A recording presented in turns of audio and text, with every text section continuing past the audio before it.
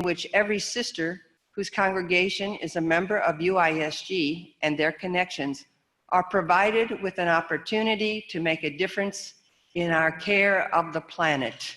So we really want to try to find a way to be in solidarity and to work together.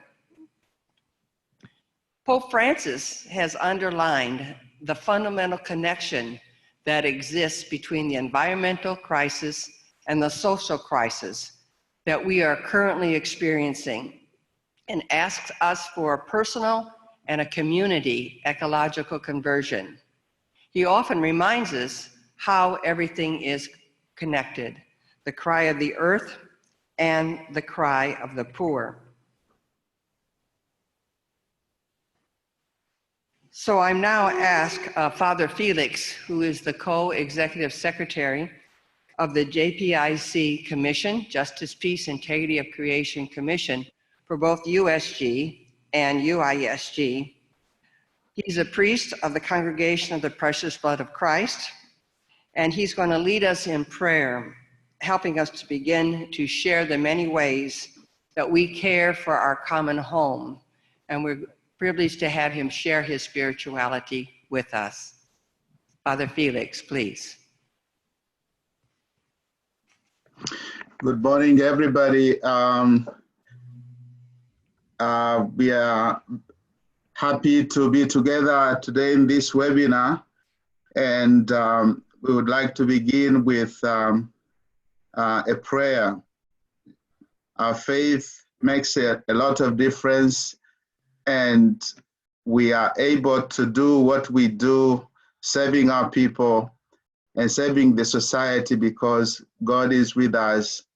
I'm sharing with you a prayer from Laudato Si that I would like to invite you to recite together. I will share my screen, and I will begin and you will follow. It's a simple prayer.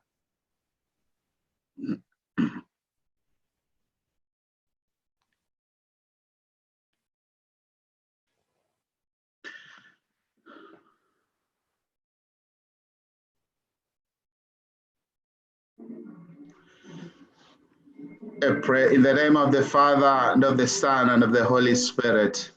Amen. O powerful God, you are present in the whole world, in the whole universe, and in the smallest of your creature. You embrace with your tenderness all that exists. You embrace with your tenderness all that exists. Pour out upon us the power of your love, that we may protect life and beauty. Fill us with peace, that we may live as brothers and sisters, harming no one. O God of the poor, help us to rescue the abandoned and forgotten of this earth, so precious in your eyes. Bring healing to our lives, that we may protect the world and not prey on it, that we may sow beauty, not pollution and destruction. Touch the hearts of those who look only for gain at the expense of the poor and the earth. Teach us to discover the worth of each thing, to be filled with awe and contemplation, to recognize that we are profoundly united with every creature as we journey towards your infinite light. We thank you for being with us each day. Encourage us, we pray, in our struggle for justice, love, and peace. Amen.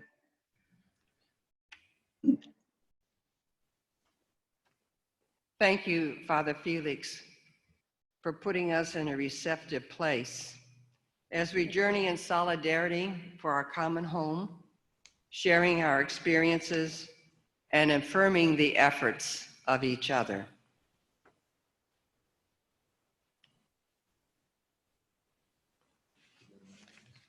So continuing on with the sharing of today, this webinar in solidarity, interconnecting global and local concerns, provides an opportunity to explore together the importance of attending to relationships that connect global and local areas that need to be addressed. We need to deepen our personal and communal ecological conversions. So to help us do that, there's a couple new developments that I would like to share with you. People have been asking, well, where are the resources? How can we get access to them? So we are really working on a website only for Sowing Hope for the Planet. This is the domain, and it will be available in February. We will be sharing the resources that we've received, and then we will be adding more resources, and they will be available in the 5 languages of English, French, Spanish, Portuguese, and Italian. But it will depend on the persons and the resources that we receive from the sisters and whoever they care to work with and to share with others. Also in the UISG upcoming bulletin, an article will be written about the campaign, and it's entitled UISG Campaign, Sowing Hope for the Planet, Everything is Interconnected. And then the subtitle is a response to the call of Pope Francis in Laudato Si, that we are urged to heed and respond to this need for an ecological conversion.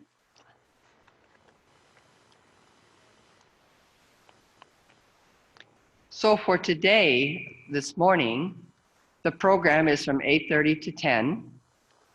We've already had a few things already in terms of the welcome and the prayer by Father Felix, and somewhat of an update on the Planet campaign. But you're going to hear from 4 speakers.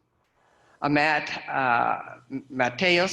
Metrowski from Poland, Daniela Filomore from Italy, our brother Rodrigo Perez from the Brazil, and Sister Ann Corey from Rome. So this is a way, again, of bringing in speakers to truly find a way to interconnect the local and the global.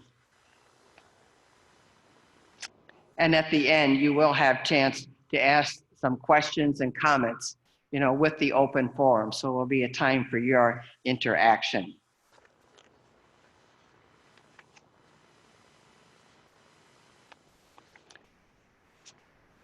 So I would like to say a few words about Mateusz.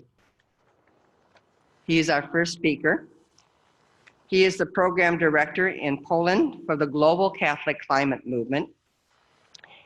And he will be addressing the topic, COP24 and beyond.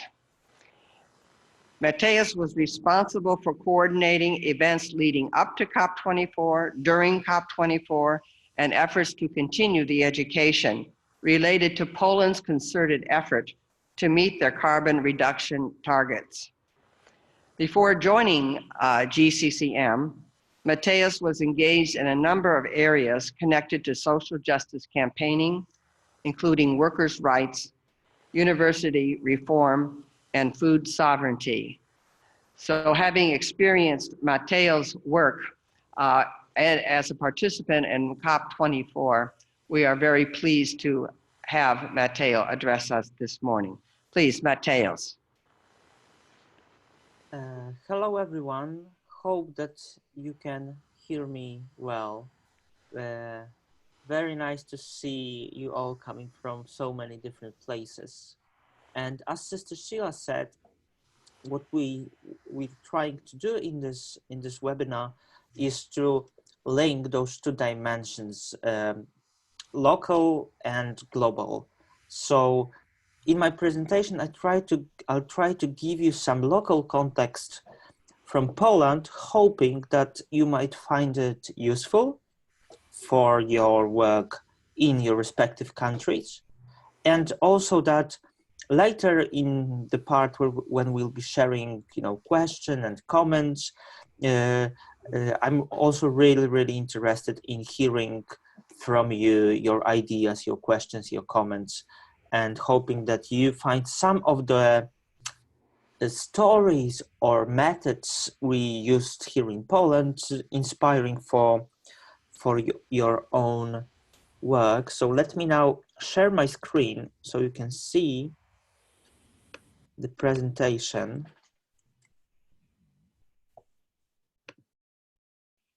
Okay, hope everybody can see it now. So as Sister Sheila said, we will focus on COP24, which happened very recently. And COP24, as some of you might know, is a conference of parties, meaning United Nations special meeting to address climate change. And this year, or actually last year in December, COP24 happened in Katowice, Poland. And the thing about Katowice, which was interesting and challenging about the location of COP, was that it happened in a mining region. And another fact that was challenging was that from 70 to 80% sorry, of energy in Poland is actually derived from coal. So talking about coal phase out or leaving coal and moving to renewable energies was not an easy topic in this local context. So that was the first challenge.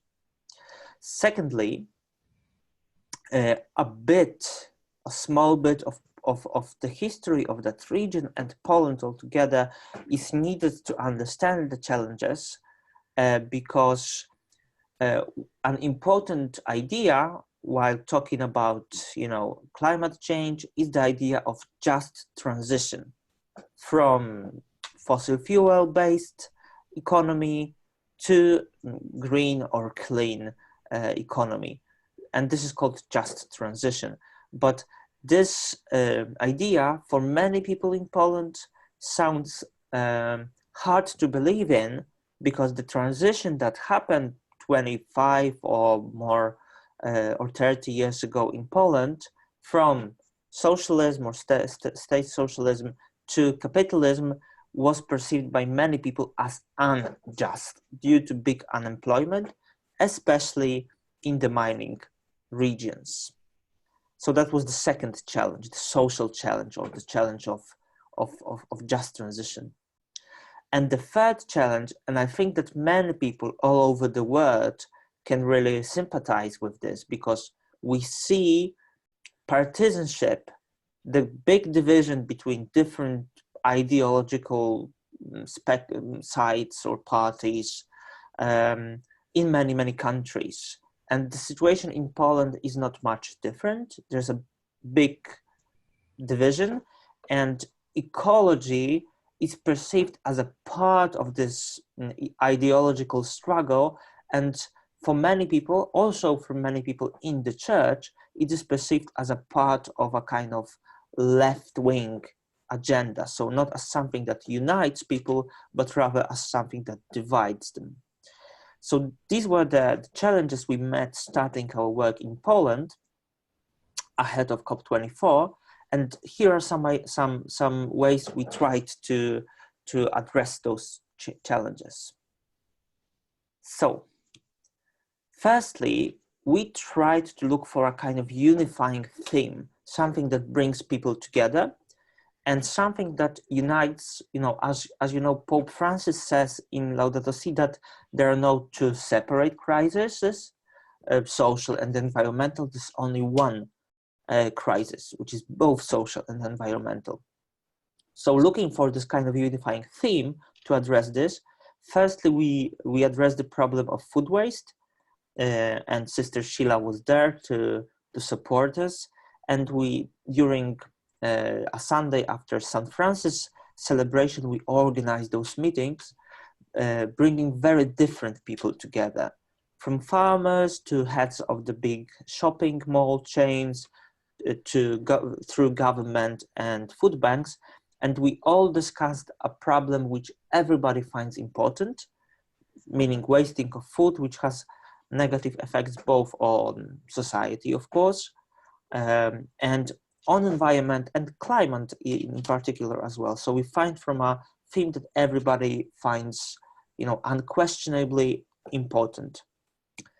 Secondly, we also turned to influential and respected figures from the public life to support us.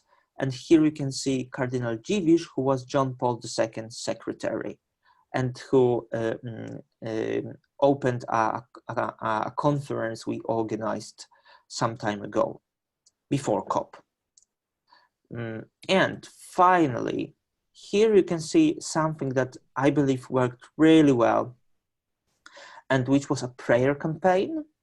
So each and every parish in Poland received a small prayer card, which you can see here, with a prayer from Laudato Si, and importantly, a quote from John Paul II, who is very much a hero in Poland.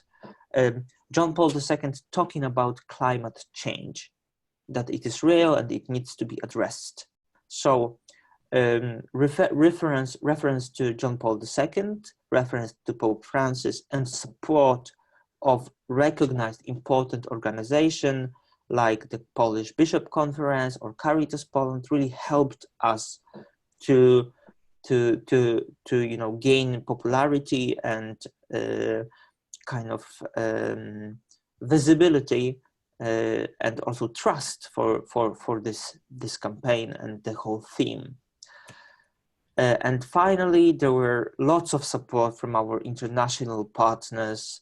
I've already mentioned Sister Sheila, but here you can see Jeb Sano, who led climate pilgrimage to Katowice, from Italy to Katowice, walking with his with other pilgrims, and this was also very important to show that Christian Catholics, people, especially in the global South, as people from the Philippines, where Jeb is from, really experience climate change as something real, something that happens right now.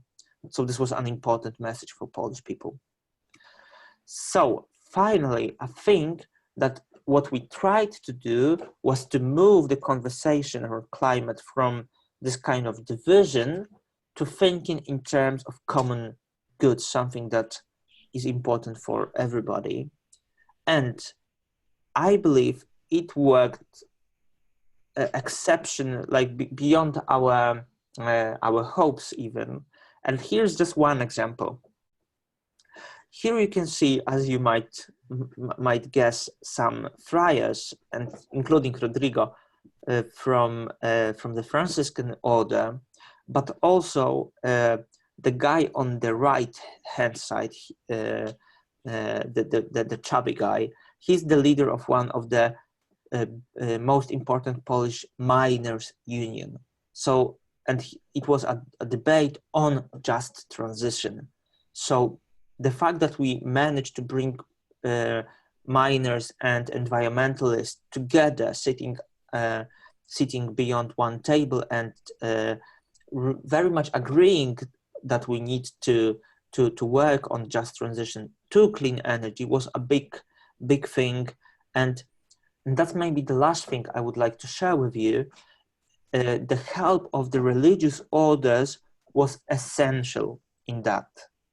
Firstly, because it helps to bring this international dimension, uniting, local and global, because people like Rodrigo or Budi, who works with the Franciscans and who is from Indonesia, they were able to show this perspective.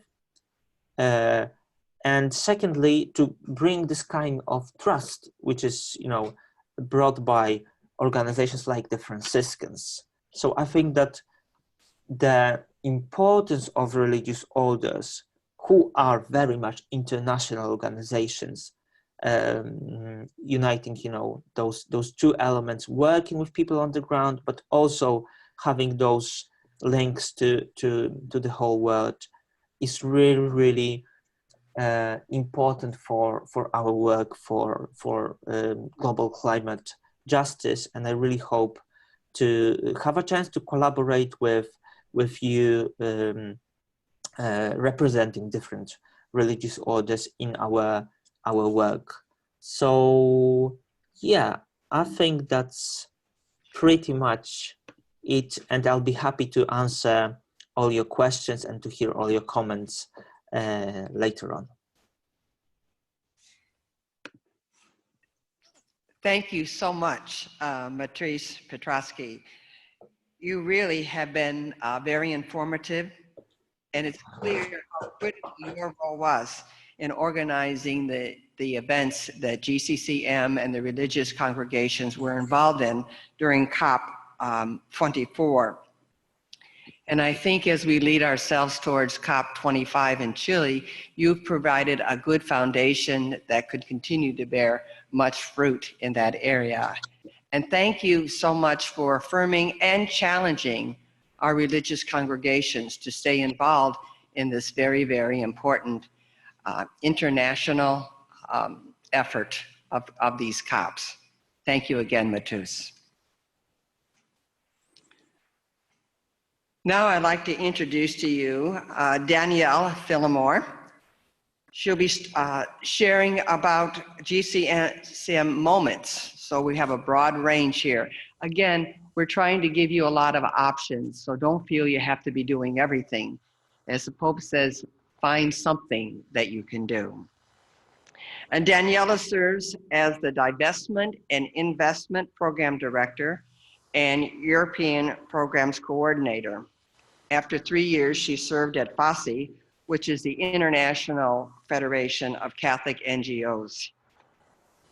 She has supported many advocacy efforts, and she has coordinated leadership in the People's Pilgrimage from Rome, from Paris to, which was the COP 21.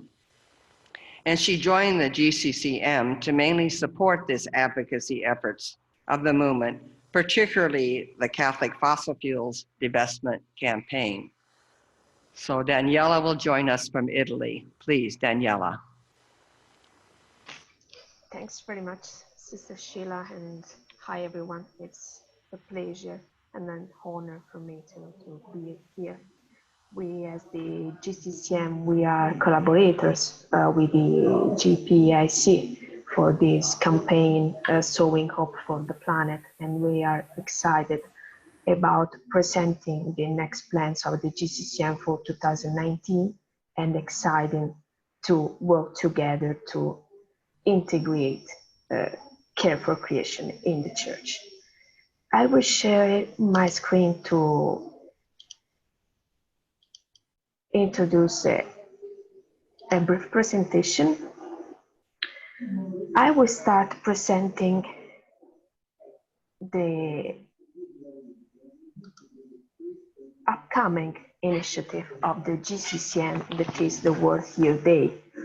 We are very excited about the work that our Latin American team is doing in Panama for World Youth Day.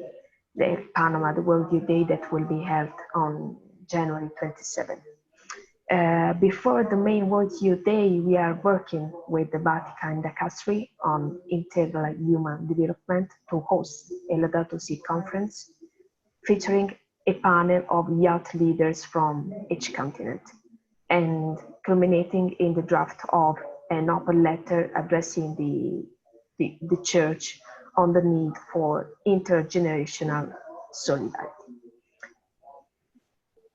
During the World Youth Day, we are coordinating with volunteers and with other organizers to have recycling stations throughout the event, with our team and volunteers promoting this station. And we have worked on resources on how to bring one's pilgrimage. We will have a Laudato Si station with educational materials, inviting people to sign the Laudato Si pledge and to sign climate declaration. And we will also have a big moment on the main stage. So I strongly invite you to follow the different activities that will be held in Panama. We will also use the World Youth Day as an opportunity to launch the new Laudato Si Generation program and the GCCM Youth Working Group. We would like to explore ways and to work together to engage young people and young adults in promoting and in integrating the Laudato Si. So if any of you work with high schools, colleges, or other young adult ministry, or are you young adults yourself, and you are interested in joining this working group, please feel free to reach out to us.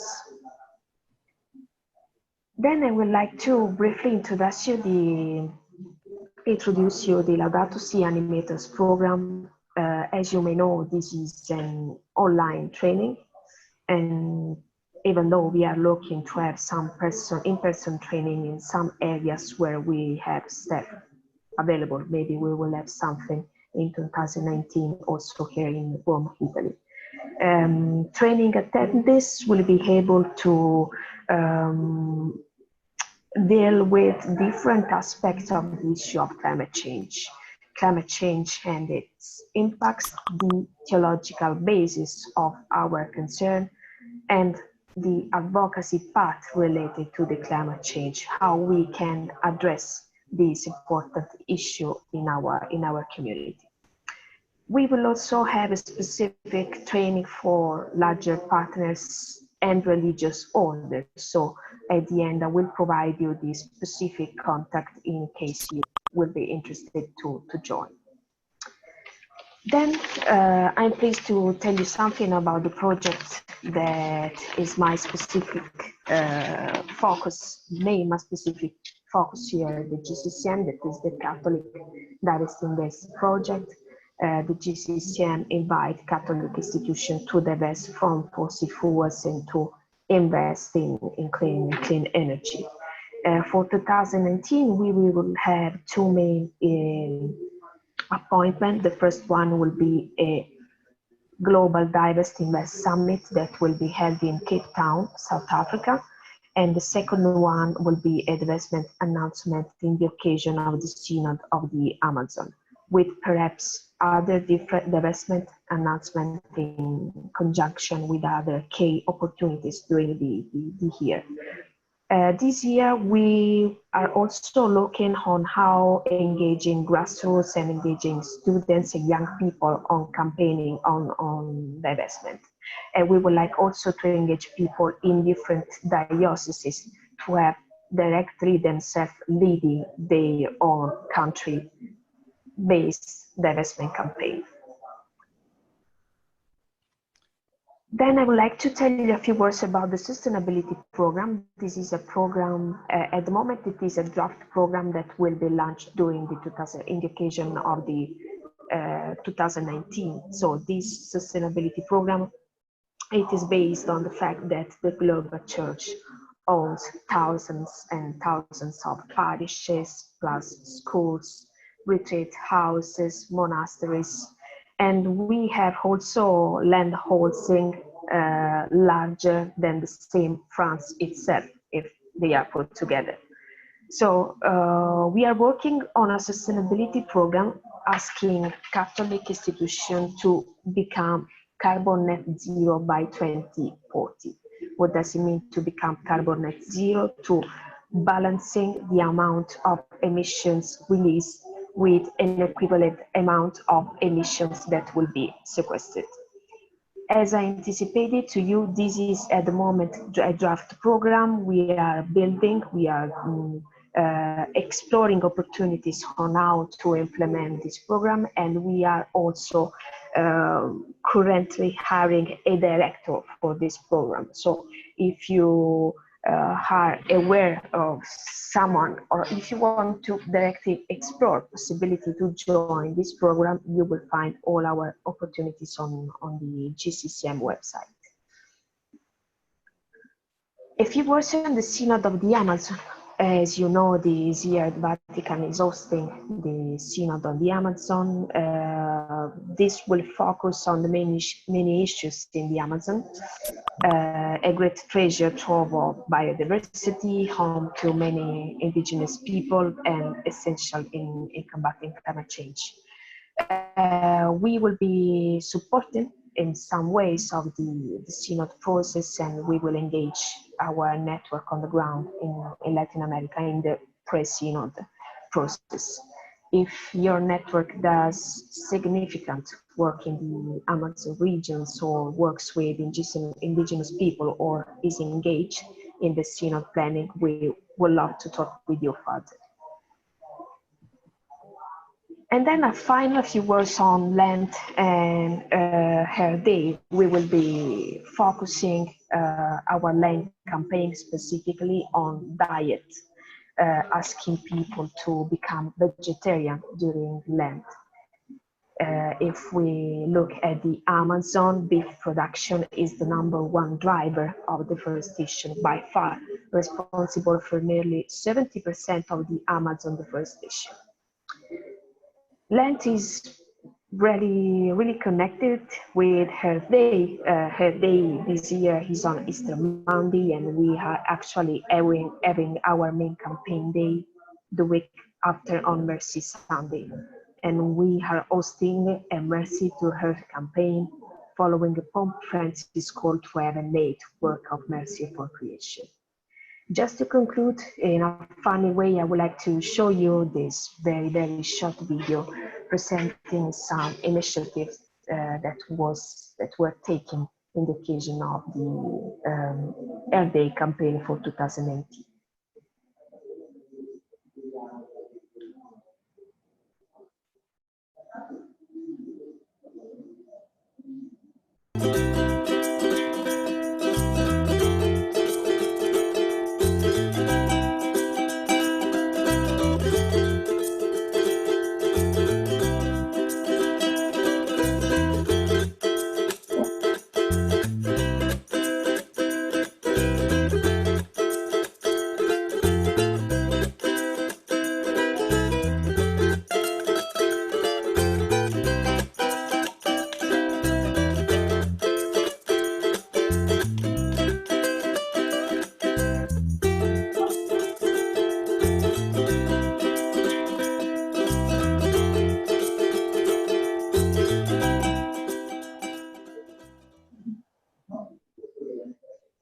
So I will stop there because I don't want to take too much time for the webinar. I will be glad to answer your question and provide the different information of the different projects that were briefly introduced. So I'll be glad to talk with you. Thank you.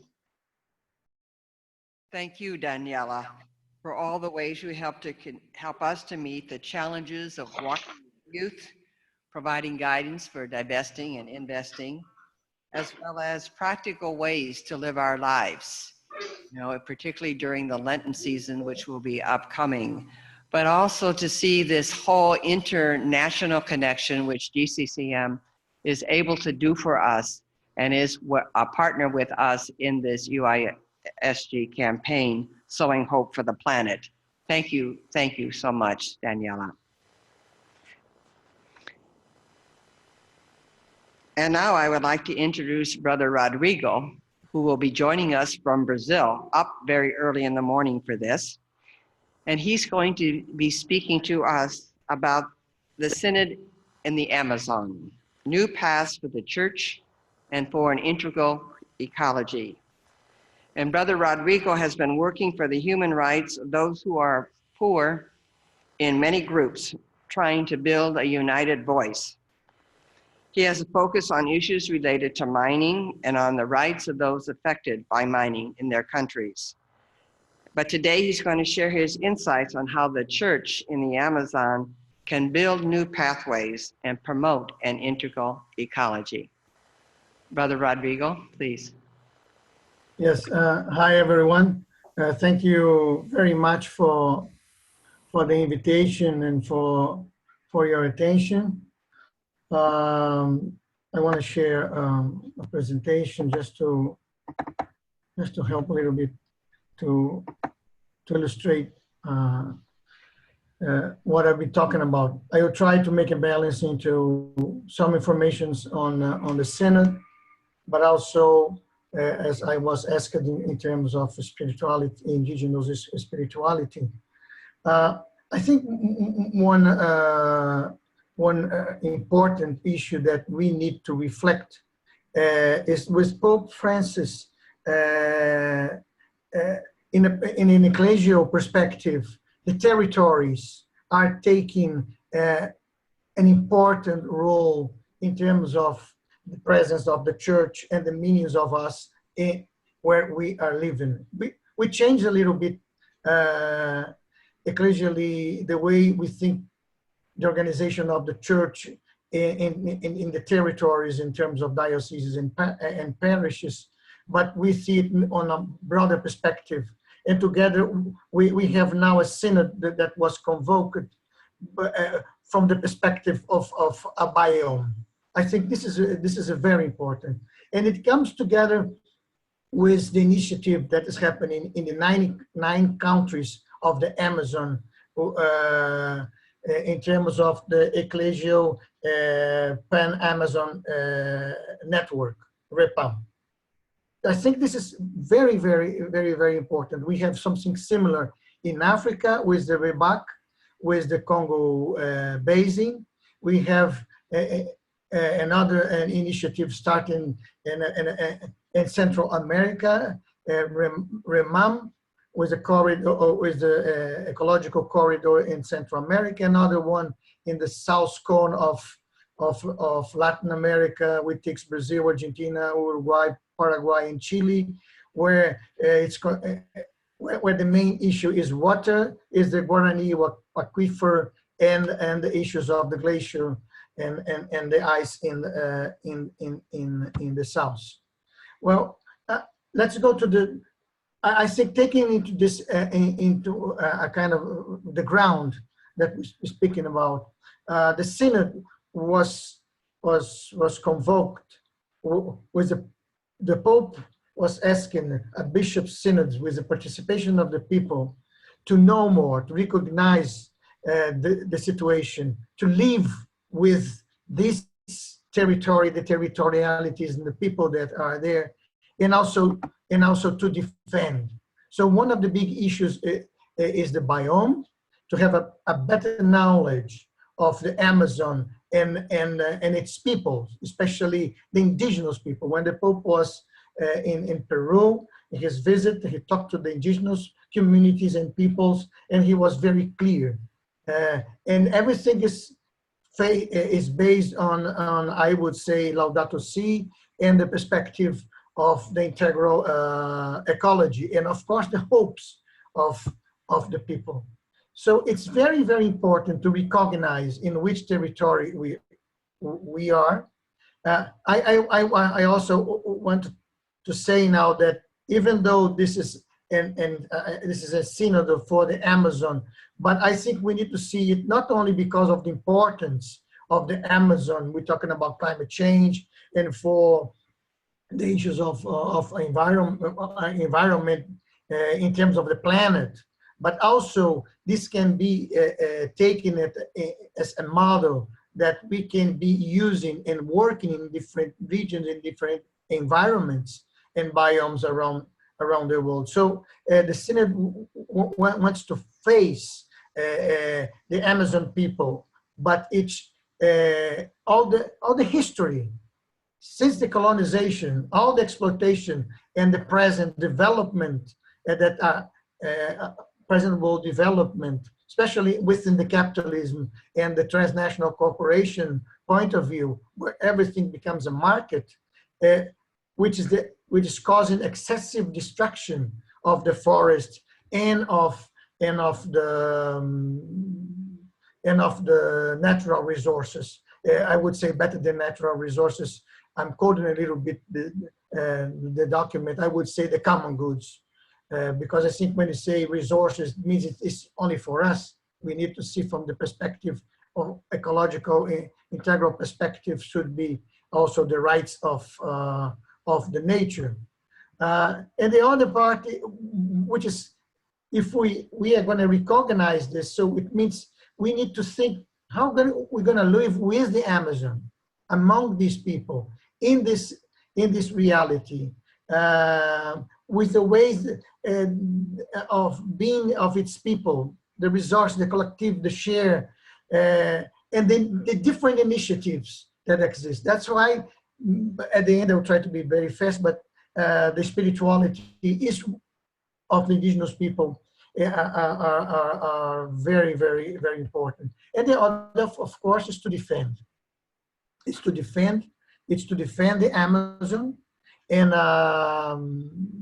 in terms of the biome that is being threatened, and how can we empower, let's say, the populations in the territory to resist, but also to go to different, and maybe to help us also on different lifestyles. Of course, the synod has a process. It was convoked.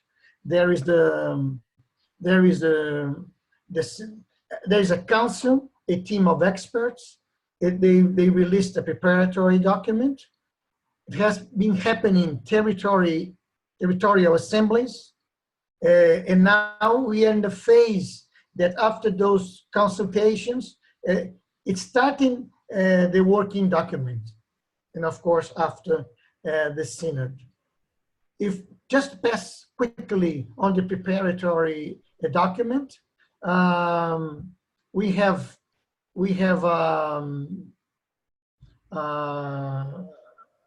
this is a material. It was built by a team of advisors.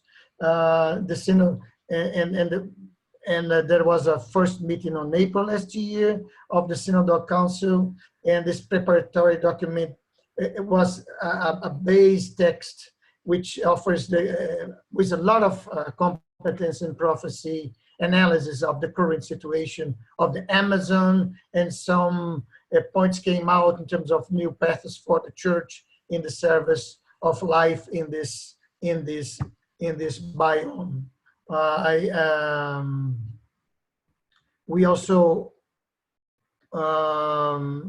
in this sense, these 13 experts, of course, I'm talking about a lot from the perspective of Brazil, because this is from where we are more involved in the terms of the preparation of the synod. So the members of REPAM Brazil are taking a very key role in terms of prepare the communities for the synod, to listen to them, and to create a kind of assembly mood of listening and trying to get from and collect from the different communities, peoples, and even outside the church, ideas and opinions and the thinking of the people. So this document was divided in see, judge, and act. One aspect, I think the first part is see. It's an invitation to look at the identity and the cries of the Pan-Amazon territory, social-cultural diversity, identity of the indigenous people, the ecclesiasto-historical memory, justice and rights of peoples, spirituality and wisdom are the points presented in this part of the text. So according to this document, in its missionary history, the Amazon has been a place of concrete witness of being on the cross, including often a place of martyrdom. The church also learned that in this territory inhabited for over 10,000 years by a great diversity of people, their cultures, and in harmony with the environment. So as I said, and then the other one is the judge, the discern for a pastoral and ecological conversion is a second part of the document that illuminates the reflections for a pastoral and an ecological conversion. The announcement of the gospel of Jesus in the Amazon is presented from a biblical and theological and social perspective, sacramental, ecclesial, missionary dimension. The document says, today the cry of the Amazon to the Creator is similar to the cry of the people of God in Egypt. It is in a cry of slavery and abandonment, which cries out for freedom and the care of God. It is a cry that longs for the presence of God especially when Amazon people for defending their lands are criminalized by authorities, or when they are witnesses to the destruction of the tropical forest, which is their ancient habitat. So this is this is a little bit the part of the judge to discern for an action. So the act part looks for new ways to a church with an Amazon face.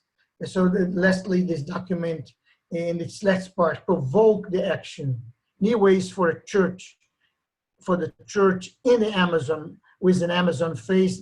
The text reflects what is this phase, the prophetic dimension, the ministries, and the new ways that would be. So the document says, in the process of thinking about the church with an Amazon face, we dream with our feet in the land of our ancestors, and with open eyes, we think how church will be based on the experience of cultural diversity of the people. New path will have an impact on the ministries, on liturgy and theology.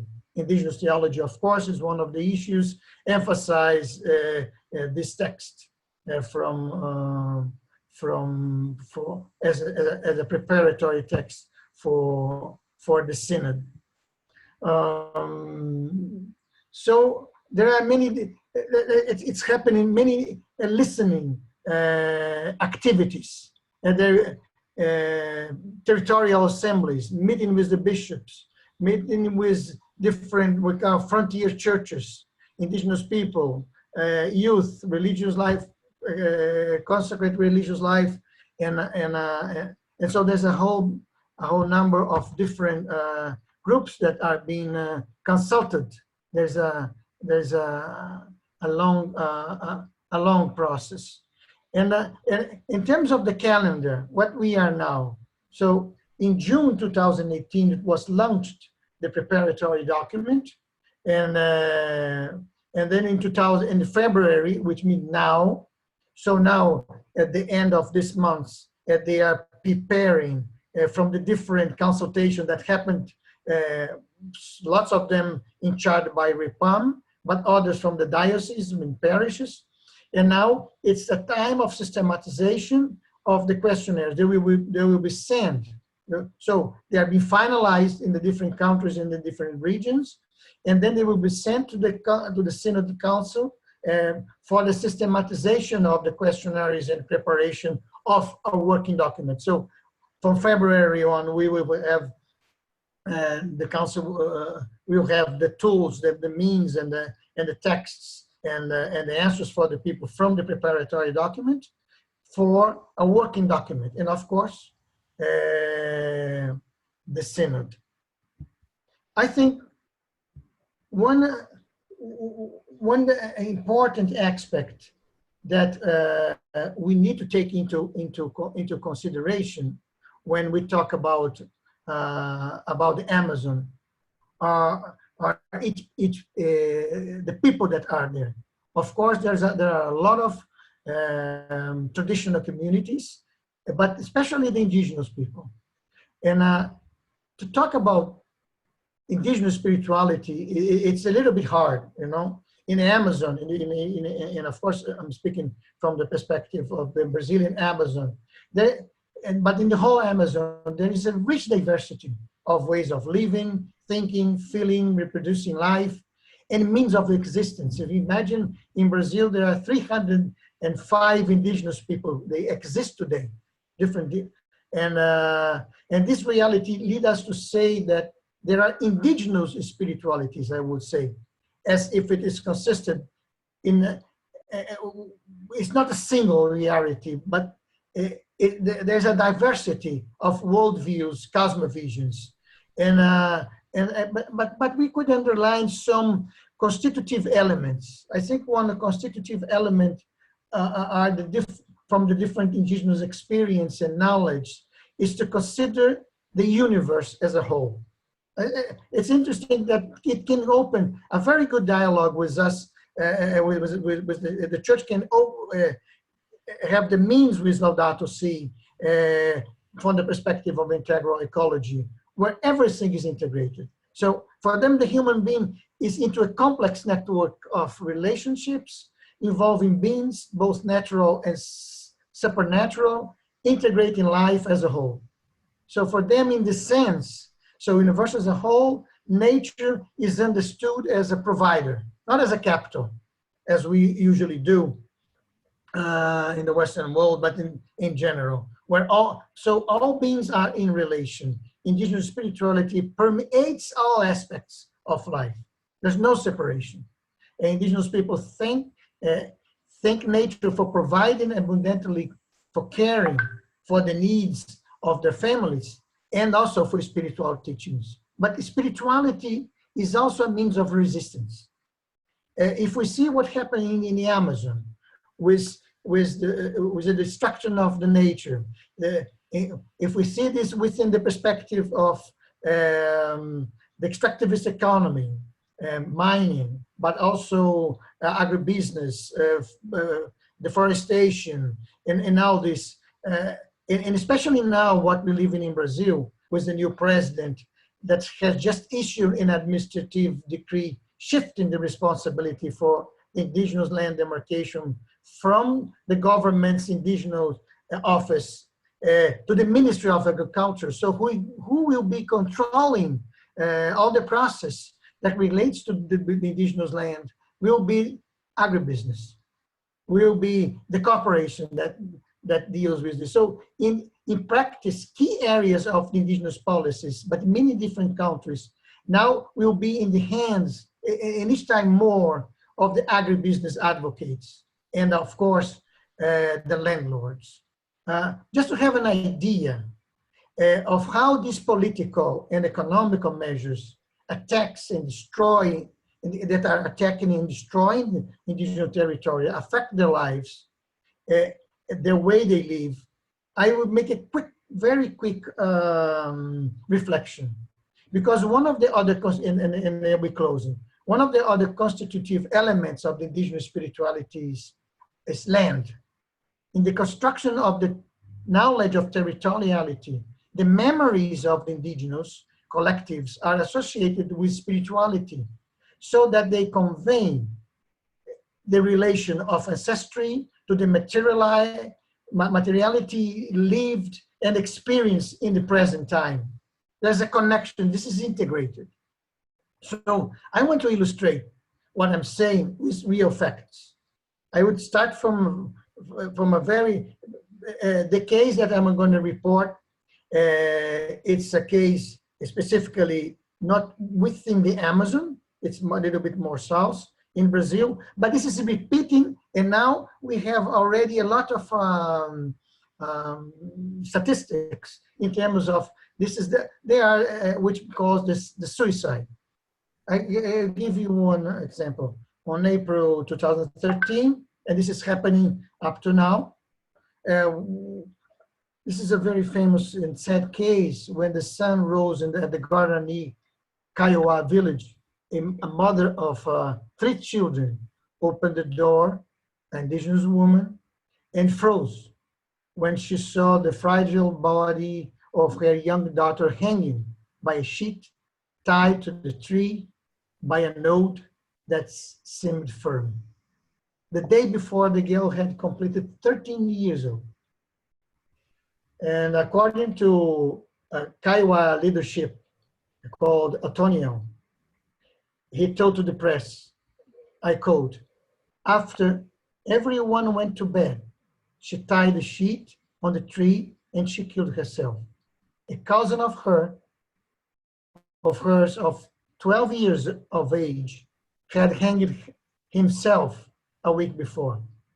And a few days after the death, another teenager aged 16 committed suicide in the same village. And he tries to explain.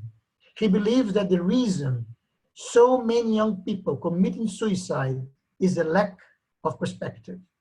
They have no future, no respect, no work, and no land to grow and live. They choose to die because they actually already feel dead inside. In the last 16 years, 782 suicides have been registered in indigenous communities. It means a variation of 30 to 73 cases per year.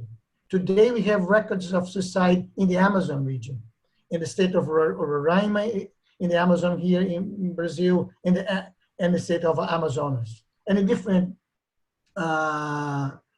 places. So with no access to the territory and confinement, the indigenous people find themselves in a situation of failure to meet the socio-economic needs, and this generates social disorganization, destruction of family ties, loss of native forests, and richness of rivers and soils, which affects the livelihood. Rodrigo. So I want to underline this and see how land and now the vision that they have and this interconnected, it's also a way of resistance. So when they're talking about to stop the demarcation, or when the different development projects enter in the land, there is also a spiritual perspective that is being destroyed. Thank you very much. Time is over. I'm sorry. Thank you. Yes, I know. I tried my best. Thank you, Rodrigo, for giving us Okay. of the pain of the people of the indigenous population, I don't know. as well as the importance of the Synod there. And I would like to now to have Sister Ann Corey have a chance to share some of the things that she's been doing as the coordinator of the Religious of the Sacred Heart. And she's going to look at how animating Laudato Si through her congregation has helped that document become alive. So Sister Ann, please continue. Rodrigo, stop sharing the screen, please, to allow the I'm trying to see how can I do here, because I have here just saying new share. No, stop sharing. We are still. Yeah, but it's not showing stop sharing here for me. Okay, I found. I'm sorry. You're welcome. Sister Ann, please. Thank you. And it's very nice to see so many familiar faces and lovely to meet some new faces on the screen. So my task today, and I will stick to my written script in order to try and complete this within the 10 minutes. But it's a very practical task. I've been asked to share some best practices from my experience, especially in response to Laudato Si. And I do this knowing that there are many best practices in your congregations and organizations, as we've just heard, that we could learn from just as well. But the first thing I would want to say is that the support of the leadership of the congregation has been vital in our best practices. Without this, my efforts would have had much less impact. When Laudato Si was first published in 2015, I was asked by the person who has since become our Superior General, what can we do to encourage reflection on this extraordinary document? So we've offered a few particular study guides, and I'm going to try and share my screen here to give you some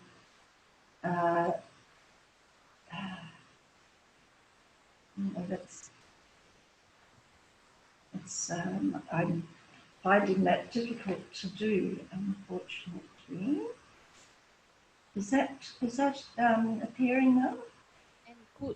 And could you please just make it bigger? Enlarge it. Part of the presentation. Okay.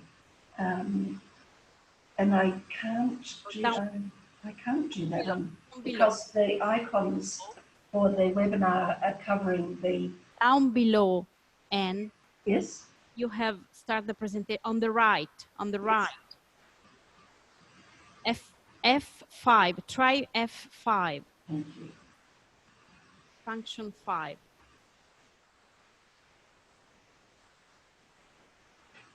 No, I'm not getting that, but... menu up above, you have a slideshow. In the menu up above, you have slideshow. Yes, but the icons for the webinar are covering that, and I can't. Put this line short and say, and click on Oh, start. here it is. Here it is. Got it. Okay, Sorry for that delay. don't worry. Okay, so the very first thing that we did was to look at some of the study guides that are available, and some of these will be so familiar to you. I have just put where they are available from on the right-hand side of the cover for those who are not so familiar with them. The first one is the Inter-Franciscan Commission for JPIC. They produced this study guide here. Another one is Thomas Rees. I do not have a slide for him, but he produced very quickly after Laudato Si was released. He produced the Reader's Guide to the Encyclical, and that's in English.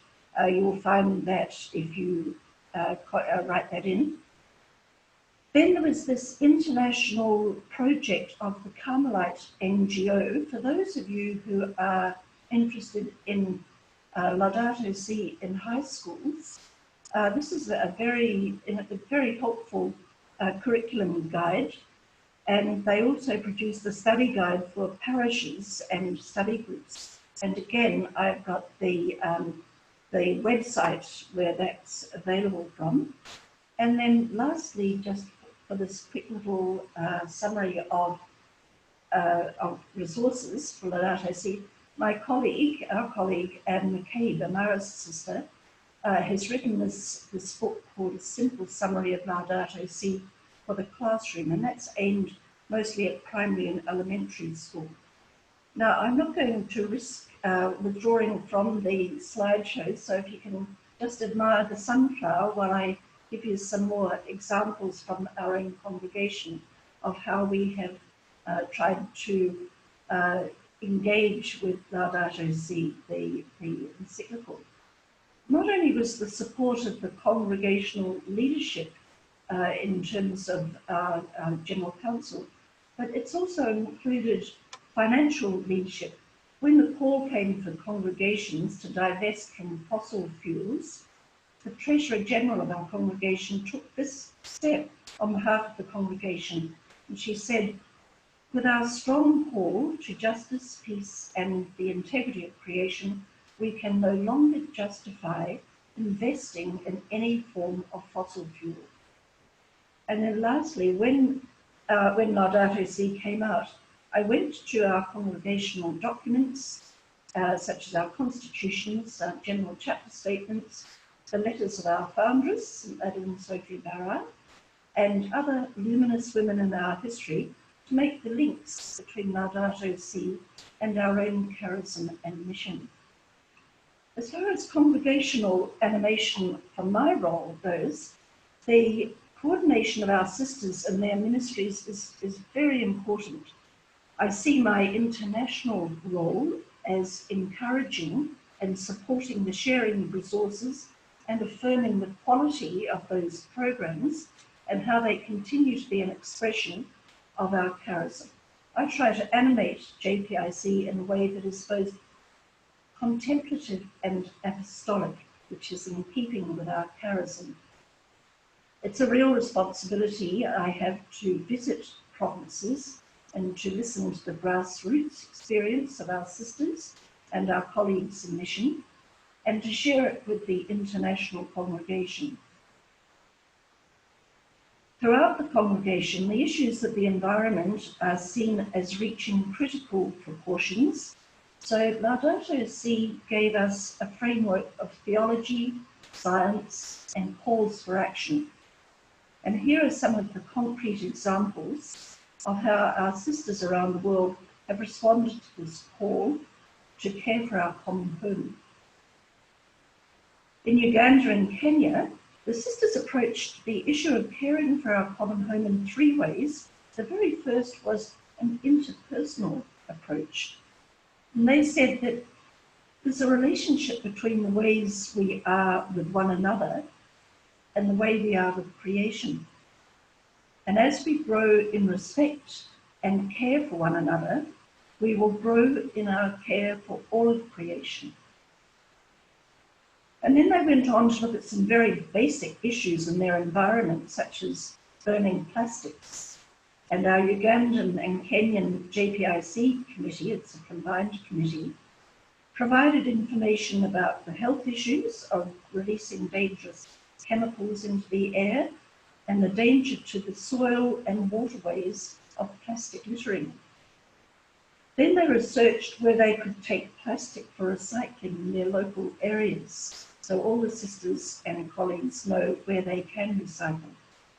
To counter the destructive effects of cutting down trees for wood and charcoal in the places where they live, the congregation in that province chose a day each year for planting trees and fruit trees in their communities and institutions. Another example is a program that's called Sacred Heart Global Citizen Program. Sacred Heart Global Citizen Program.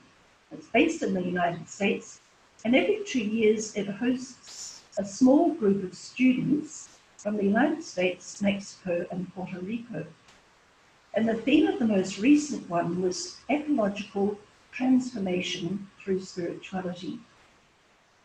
And they gathered for a week where they spent the morning in small group discussion, meditation, and outdoor spiritual exercises. And in the afternoons, the group visited local nature sites. They shared stories about their own communities and the issues they face or they see. For example, the students from Puerto Rico shared about Hurricane Maria that shook that island in September of 2017. And the main issue they touched on was that of clean water.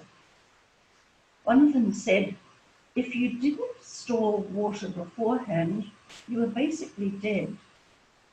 So our neighbours shared water, and the hurricane reminded us that we have a neighbour. Now, for the sake of the translators, I've skipped the next example, and I'll go on to last year we had what we called a Global Service Day, and I was reminded of it with Danny's presentation. This was actually an honour, our Global Service Day was actually an honour of the bicentennial of St. Rose Philippine Duchenne, who arrived in the United States from her home country of France. But so many of the activities that took place on this day were related to caring for our environment. Now, I'll move this on. That's the logo for the Global Service Day. And I joined a group of our sisters from the Mother House who cleaned the garden of one of our convents there, the Geniculum Hill in Rome.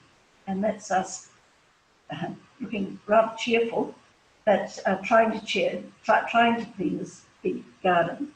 But on that day, starting in New Zealand and then Australia and following the time zones right around the globe on the same day, groups of sisters and our partners in mission made a response to local needs in various ways. And we describe this as a wave of grace around the world. So how do we obtain our information about best practices in our ministry?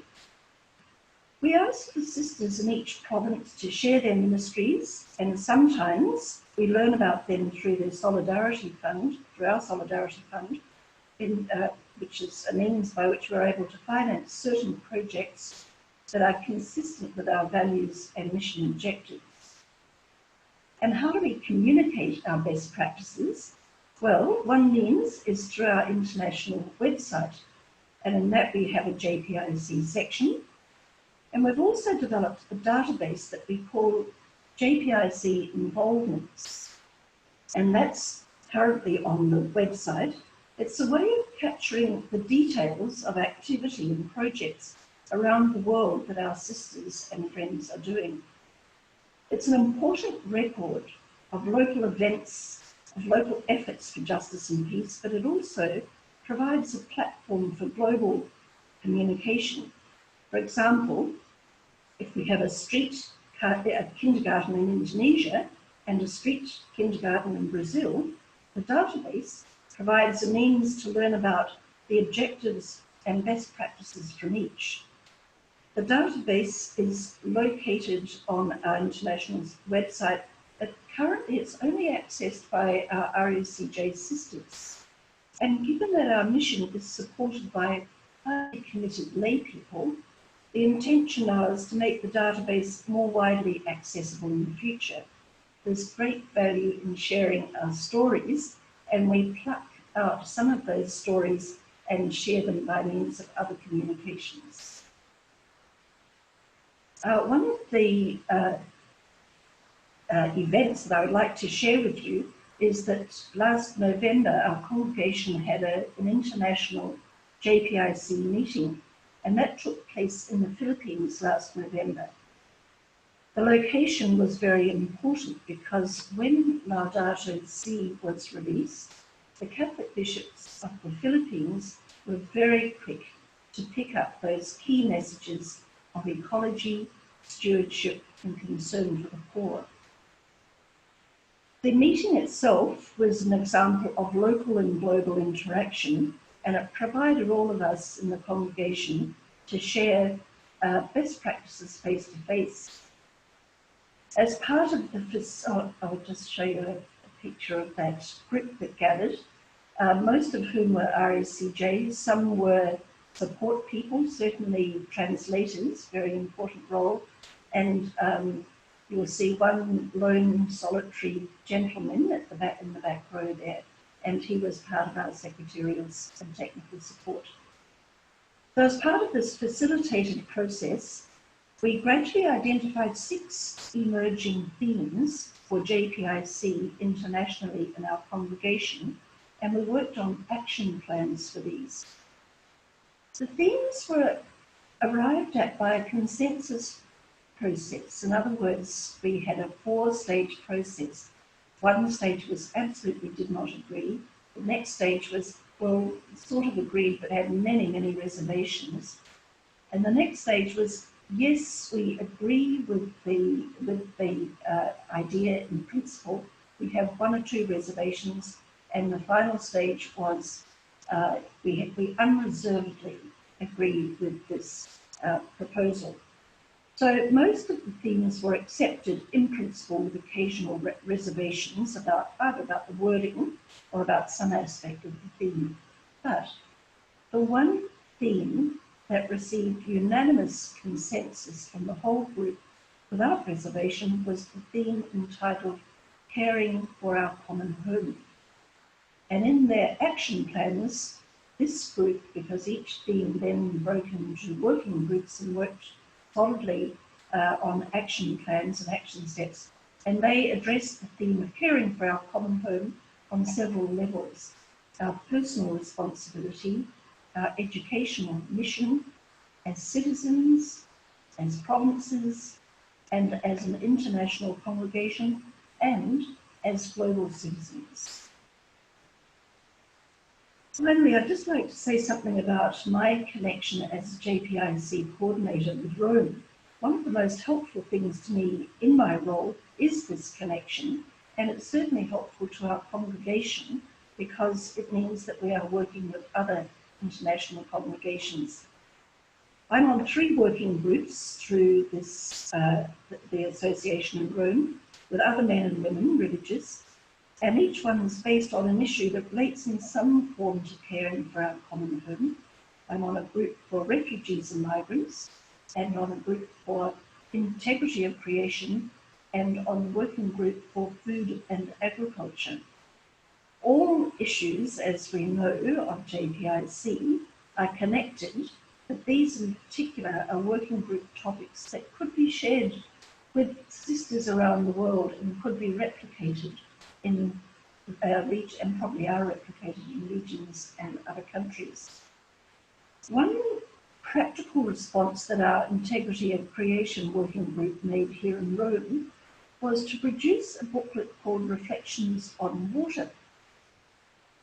It's a combination of reflections about the use of water in our world, including statements from Pope Francis and Laudato Si, and reflections on the religious symbolism of water, not only in Christianity, but in other faith traditions as well. It includes prayers, references to music, and sample prayers, and a sample prayer ritual based on the theme of water.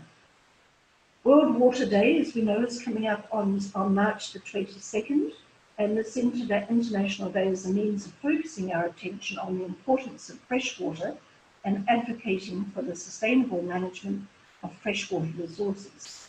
And the theme in 2019 is leaving no one behind. Reflections on Water contains prayer intercessions especially designed for this day, as also contains a water creed that may be useful to communities. The booklet was produced as a companion piece to a document called Water and Sanitation, a People's Guide to SDG, Sustainable Development Goal number 6, produced by the Mining Working Group of Religious at the UN, and it's one way in which we have tried to collaborate between our two groups in Rome and in New York. So in conclusion, all the examples mentioned in this brief talk are practical ways in which we've tried to attend to the global concerns of caring for our common home by addressing local relationships in our local contexts. The greatest learning for me in all of this activity is that it is a sign of hope for our planet. Thank you. Very creative and a very thoughtful presentation of what you've been doing in your congregation, as well as the promoters in Rome and with the UN. Now, hopefully it will give others an inspiration and a way to go forward as they plan their own activities, really celebrating Laudato Si. Thank you again, Anne, for this presentation. So I think we may have a few moments that Patrizia will facilitate some questions, comments from those of you that have been listening to this webinar. So thank you very much for your participation as well. Patrizia?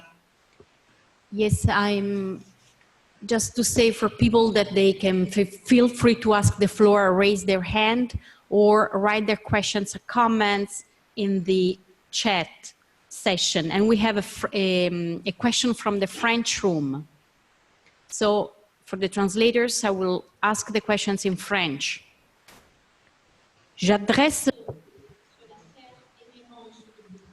It's Sister Marantz from Belgium. My question is for Daniela. How can we join your group?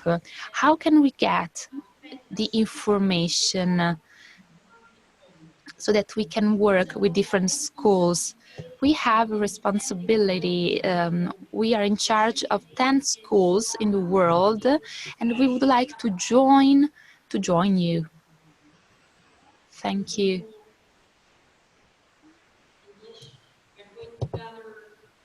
Other question, if you have, you can also raise your hand using the button in your settings, or you can also ask the floor. We have a comment from the Italian.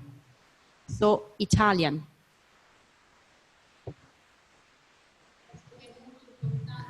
I think that it is very important to work with other religious men and women in order to deepen our awareness of our common house. Thank you. You have some questions or comments from the English group, you can raise your hand through the bottom, or just move your hand and I can see it actually on the screen. We have some minutes.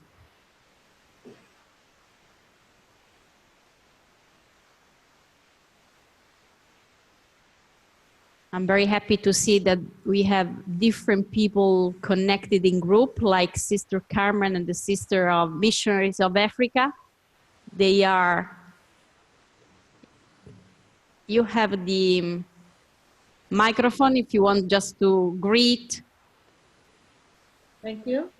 Thank you very much for the very interesting webinar. No, we can't hear you, but if I'm not mistaken, it's the complete council, general council. So a special greetings for you from the UISG. Thank you. Can I ask a question? Sure, Carmen, go ahead.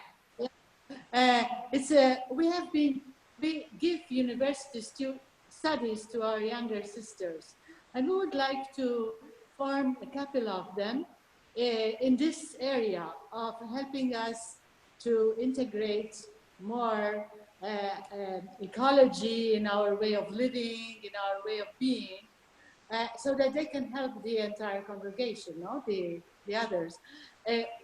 Would someone know what type of studies are available in this area? Thank you, Thank Carmen. you.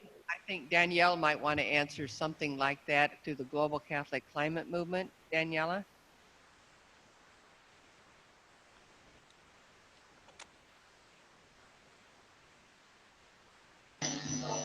Oh, okay. Can you hear me? Thank you.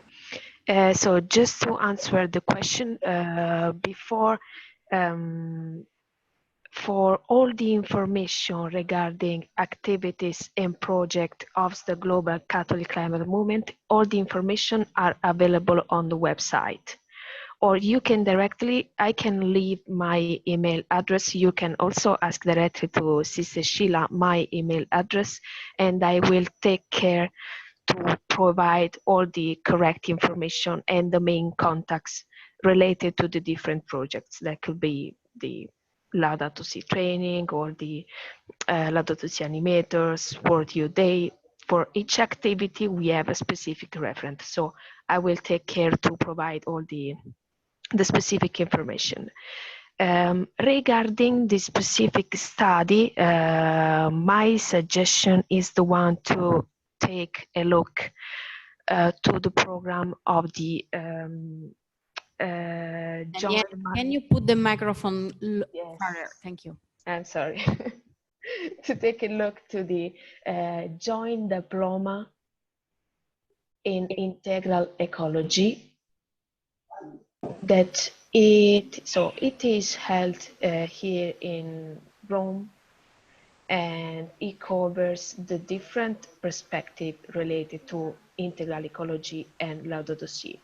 I do not know if what are now the exact which is the timeline, so what are the deadline to submit the registration for the course, but you can take a look to the different topics that are covered. And also on these joint diplomas, feel free to reach to us, because we are in the steering committee. So if you have some particular question, please, we'll be happy to support. Carmen, I thank you, Daniela, for that. I think we could have more conversation about what your expectation would be, at what level the learning need to take place, at what languages it would be helpful. There are many opportunities, but at different levels, but you raise a very, very important issue that we really need to consider. So thank you for that, Sister Carmen.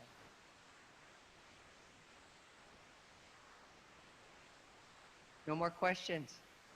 Okay. Let me take the screen. I have just a few more closing things, if I could have the screen. Just to remind you that the webinar, that we will have a website, and this information will be available for you through that website as we begin to find out again what are some of the needs of the people and how we can best respond to that. The question again is that we're asking from the different congregations to have a contact person that we can begin to give the information out so that it is given to all of the members of the congregation, and to send in a slide of some activity that you're doing in the name of Laudato Si, with your name of your congregation, your place, and the event. Right now, Hope for the Planet will be the email address to send that to, but when the website is up, that's where we will be communicating everything. There'll be a survey out in March, finishing April, asking for an evaluation of what we've been able to do so far, because again, your input is important. We are making the journey as step by step, so your help is very, very important. The final webinar in this series will be April 11th, and it'll be calling Growing Seeds of Hope. And that will be the theme that will organize the topics that we will be presenting at that time. And particularly remember, Earth Day was one of the areas we wanted to focus on, and Danielle gave you some information about that. More will be forthcoming, but as a day that as UISG participants can be focused on that in a way that we have a united voice. And we're looking at the assembly for the plenary for the UISG leadership, that there will be a draft of some kind of statement being endorsed through that mechanism. So this is for year one, this is where we are leading ourselves to in terms of some kind of consensus about where we want to go for the next year, because this is a 2-year campaign. And any questions or comments, please refer them to me, and I will make sure that you will receive the information that you need, or as much as we know at the time. So thank you very much for what you are doing. God bless you. And wherever you are, just take Laudato Si message and see in what way we can make a conversion in the world in terms of an ecological conversion and our own personal conversion. Thank you so much.